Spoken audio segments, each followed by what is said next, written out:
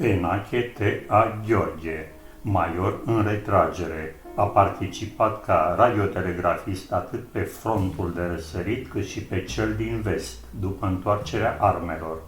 A încetat din viață în decembrie 2023, la vârsta de 101 ani. Născut în 1922 în Bănești, Prahova, după absolvirea școlii generale, la 15 ani intră ucenic la Cheșcă, în Câmpina, lângă ceasornicarul Florescu. Pe la 17 ani, Cheșcă îl avansează vânzător cu salariu. Este încorporat în februarie 1941 și declarat bun pentru transmisiuni. În calitate de radiotelegrafist, pe toată perioada celui de-al doilea război mondial, se găsește în diferite misiuni, începând cu Buzău, Tighina, Marea de Azov, Polonia și Ungaria. Întors în țară, se angajează la o întreprindere din Câmpina, își întemeiază o familie, dar pasionat de drumeții pe bicicletă, face turul României în mai multe etape. Mai suntem câte doi la sus. Direcțional, să unul cu spetează.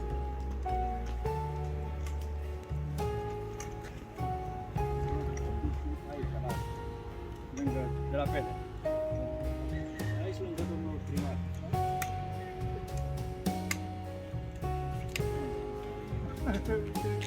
Domnul primar. La sărbătoarea de astăzi participă șeful secției asistență veteran de război, domnul colonel Alexandru Marinică, însoțit de domnul plutonel ajutant Răzvan Nae, subofițer de stat major. Din partea bazei 2 logistică Valahia, Ploiești, domnul colonel Radu Diaconescu. Din partea Centrului Militar Județean Prahova, domnul capitan Doru Diaconescu. Majorul în retragere Enache Gheorghe împlinește astăzi venerabila vârstă de 100 de ani, un secol de viață.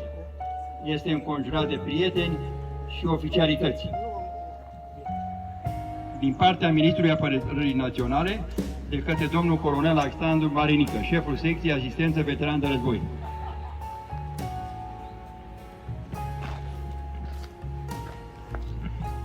Doamnelor și domnilor, distinși veterani de război, vă rog să-mi permite să citesc Ordinul Ministrului Apărării Naționale, numărul MP 992, din 4/10/2022. În baza articolului 3, aliniatul 2, litera A și articolului 15, aliniatul 2, litera A din Ordinul Ministrului Apărării Naționale, numărul M102, privind sistemul de distincții militare din Ministerul Apărării Naționale, cu modificările și completările ulterioare, în data de 15/10/2022, cu ocazia împlinirii vârstei de 100 de ani, domnului major în retragere, Enache Alexandru Gheorghe, îi se conferă emblema de onoare a Armatei României. Motivarea de fapt, propunerea secretarului de stat pentru relația cu Parlamentul și calitatea vieții personalului, prezentată cu raportul CV2313 din 15 septembrie 2022, înregistrat la Direcția Generală Management Resurse Umane. Semnează Ministrul Apărării Naționale Vasile Dâncu.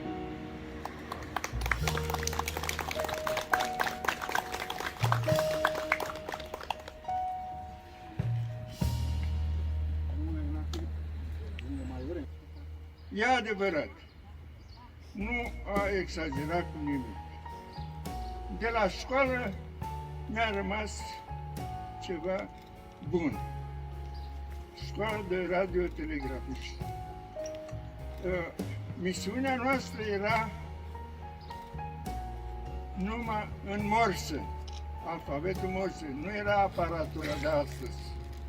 Ne piteam ca să transmitem mesajul. Iar mesajele astea consta în comunicarea datelor, avioanelor și vapoarelor. Problema era că noi transmiteam alfabetul morsă. Ăsta era numai în cifre și în litere. Iar după asta trebuia să formăm cuvintele care urma ca să le transmitem la centrul de unitate. Și trebuia să comunicăm imediat direcția avionului, categoria avionului, fabricația avionului și direcția lui. Altfel nu putea să prindă unitatea noastră comunicarea după front. Georgica Enache este un patrimoniu național, un patrimoniu al orașului Câmpina, dar și un patrimoniu chiar la nivel internațional, pentru că puțini veterani de război mai pot fi numărați în zilele noastre care au supraviețuit acestui mare cataclism. În 2014 i-am făcut o vizită domnului Enache acasă la dânsul. Din înregistrările făcute atunci, prezint câteva secvențe video pe care am reușit să le recuperez, restul fiind afectat de trecerea timpului. Nu, păi hai să-mi povestiți. Deci începeți de când v-ați născut dumneavoastră. În 1900... În 1922, în toamna lui 40, am găsit un articol în ziar care scria că este nevoie de să face o școală de radiotelegrafism pentru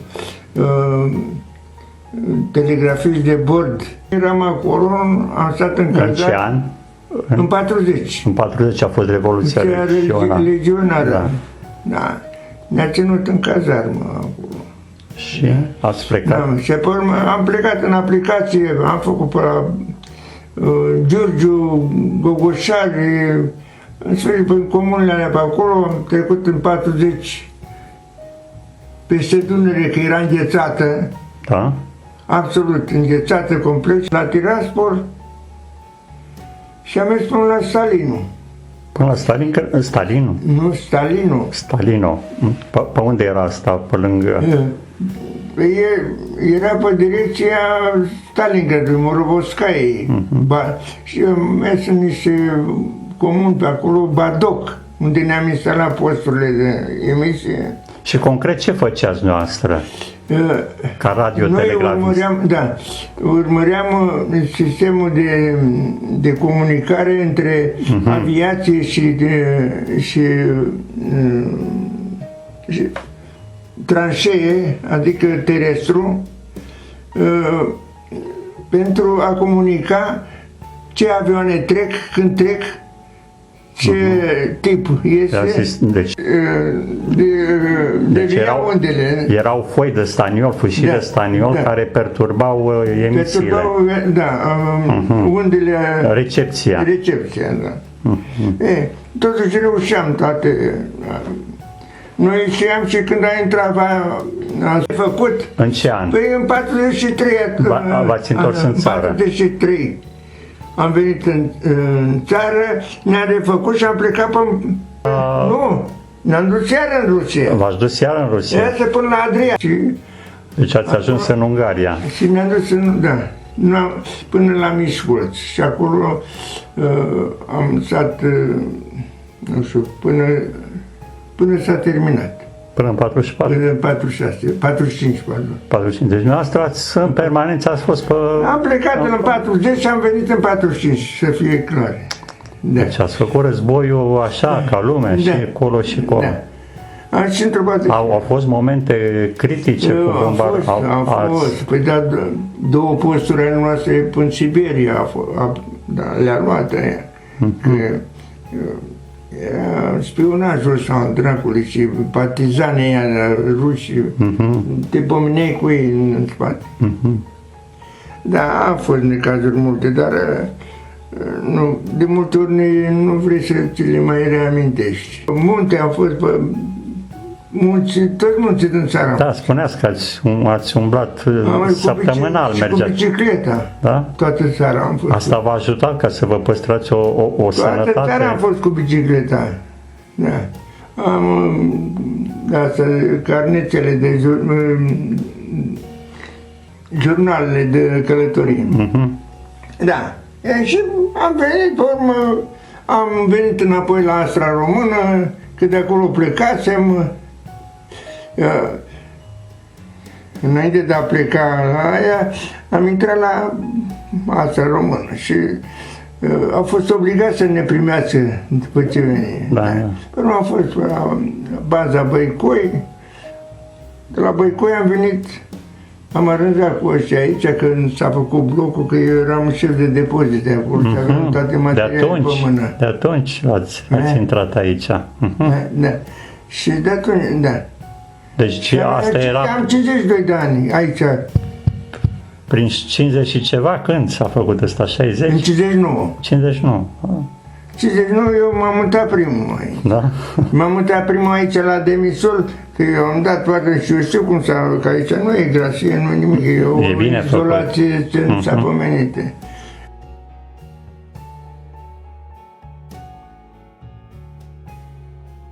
Tatăl domnului Enache Tea Gheorghe era numit de toată lumea Aleco. Fire energică se lupta să aducă acasă cele necesare familiei numeroase. Pleca lunea spre seară spre Runcu, Dâmbovița, unde era un important câmp petrolifer de unde se extragea petrol cu ajutorul sondelor, sonde care trebuiau supravegheate și întreținute. Făcea mai bine de jumătate de zi mers prin pădure și se întorcea la sfârșitul săptămânii. La interval de 2-3 luni pleca cu căruța la București pentru a cumpăra lucruri pentru copii. Le găsea mai ieftine la unele magazine. Făcea cam 3 zile până la București, pe drumul mare, cum se numea atunci drumul spre București. Prima oprire era la 2 cârciumi, aproape de drumul ce ducea spre Florești, unde caii erau adăpați. Nu s-a întâmplat să fie atacat noaptea pe drum. În București a venit în contact și cu altă lume, de diverse orientări. Așa se face că se alătură unui grup care prin 1936 pleacă să lupte în războiul civil din Spania. Reușește să se întoarcă teafăr din această aventură. Despre Nealecu. Păi tata pleca sâmbătă, lunea la Runcu, la sondă. Acolo își lua mâncare, fasole, fierbea pe ciolan, așa, făcea mâncare pe ciolan și era o sondă, nu știu dacă...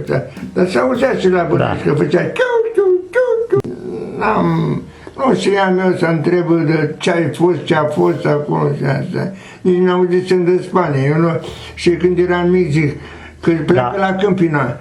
Zic, păi, dar unde-i, domnule, casa aia Câmpina? Dar când a plecat în Spania, a plecat din nevoi financiare, că avea nevoie de bani, a fost plătit. Probabil, da, mercenar plătit, da, asta mi-aduc aminte că, da, din cauza asta a fost, da. A plecat, a avut o soldă bună, dar nu știți cum a plecat, pe ce, cu trenul, cu ce s-a dus, cât a stat acolo, nu vă aduceți aminte. Era în 36, câți ani aveați atunci dumneavoastră? Aveți? În 37, pe cât? 30, aveam 15 ani. 16 ani. 16 ani, deja lucrați dumneavoastră da, atunci. Sigur că, adică nu... Erați angajat, eram angajat, eram plecat la... Da. Ucenic, da. Și nu vă aduceți aminte în momentul ăla. Atâta mi-am... Dacă ne-a povestit de războiul din Spania, cum a fost, sau... Nu știu, dacă n-a și ăsta mare frate meu, eu nu știu, dacă n-a trecut el pe acolo, pe undeva, pe în cartea lui, că... Ion Enache.